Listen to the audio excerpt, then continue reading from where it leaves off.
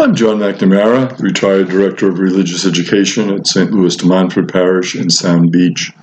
I'd like to share with you a Bible story today. It is the story of creation. When we look at creation and the beautiful things that God has made, we see in our Bible two different approaches, two different stories of creation. I'd like to take a look at that first story of creation. The first story of creation has God doing the creation, creating this beautiful world of ours in 6 days and resting on the seventh day. And some people, when they think of that story, they think, how did God make this whole world and everything that's in it in such a small period of time? When we know from our studies in science that it took many, many billions of years, maybe even trillions of years, to create this world. This world evolved over a long period of time. So this story is a wonderful way to look at why God created the world. Not so much the scientific how, but in story form, to give us a sense of what was God's intention. And we see that God's intention in creating the world was to give us a world that is good and that reflects the Creator, the loving touch of the Creator. So after each day of creation, God looks over that creation and he says, it is good. And I think that's the fundamental idea that God tries to get across to us about the gift of creation, that it is good, that it is a blessing, that it is something wonderful for you and me to enjoy, to take a look at, to delight in. So we see God making the great lights, the sun, the moon. We see God creating the seas and the fish. We see God creating the animals. We see God creating the stars.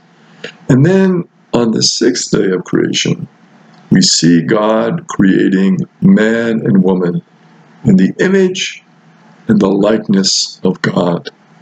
So the highlight kind of creation from that point of view of the creation story in Genesis is the creation of man and woman.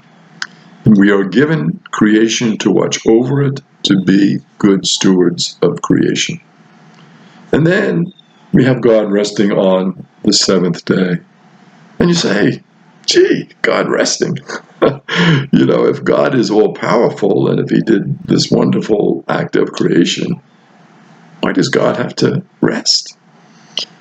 And the idea of the resting on the seventh day was to reaffirm for our Jewish brothers and sisters and for us who follow in that faith, to reaffirm the importance of a Sabbath, a rest period in our life.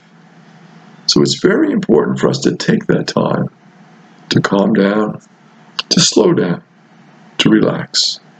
It kind of refreshes us, it recreates us, and it helps us to put things in perspective. So the idea of God resting is really to be a model for us, that we should rest on that seventh day. And that seventh day becomes a day to thank God for the gift of creation, to thank God for all that we have been given, to thank God for God's blessings. And one way to thank God is to thank God in song. So at the end of our Bible sharing, I'm just going to share with you a song. And if you would like, you can join in. It's a song about Father Abraham. Father Abraham was the first one in our Bible who said yes to God.